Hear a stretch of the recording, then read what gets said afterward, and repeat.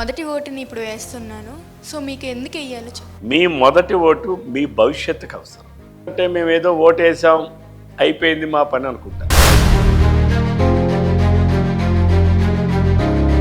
5 ఏళ్ల పాలన వైకాపా పాలనలో మీ నియోజకవర్గంలో అభివృద్ధి ఏమైనా జరిగిందంటారా అవ్వలేదంటారా?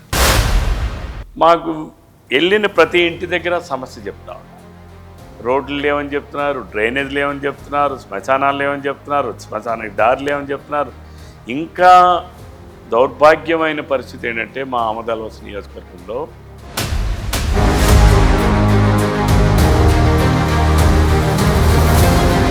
ఒక్కొక్కరికి ఆర్థికంగా 10 కోట్లు పెట్టుబడి పెట్టగలిగే అవకాశం ఉన్న వాళ్ళకి అవకాశం ఇచ్చారా, లేక అందరికీ అవకాశం ఇచ్చారా?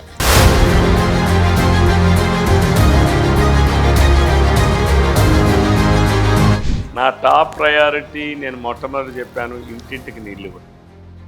గ్రామానికి నీళ్ళు ఇచ్చారు, రేపు ఇంటికి ఇస్తాను. ఫ్రీ బస్సులు ప్రయాణం అని పెట్టారు కదా, ఆ ఆటో డ్రైవర్స్కి వాళ్ళకి ఇబ్బంది అవుతుంది కదా. డీజిల్ పెట్రోల్ ధరలు పెంచిన తర్వాత మన రాష్ట్రంలో బస్ ఛార్జెస్ బహుశా భారతదేశంలోనే తెలంగాణ కన్నా హైయెస్ట్ మన దగ్గరే ఉన్నాయి బస్ ఛార్జెస్. ఒకప్పుడు వైజాగ్ వెళ్ళి రావడానికి 30 రూపాయలు ఉన్న బస్ ఛార్జెస్ ఇప్పుడు 200 రూపాయలు అవుతుంది. సామాన్యులు ఎఫర్ట్ చేయలేని పరిస్థితులకు వచ్చారు. అందుకనే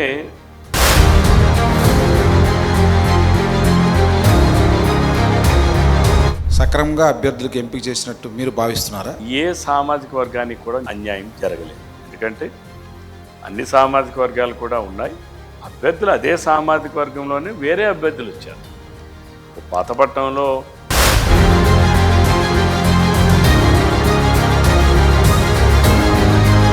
ప్రతి ఎన్నికల్లోనూ అందరికీ గుర్తొచ్చేది Amadalavalasa sugar factory. Amadalavalasa sugar factory అనేది ముగిసిన అధ్యాయం. నేను చంద్రబాబు నాయుడు గారు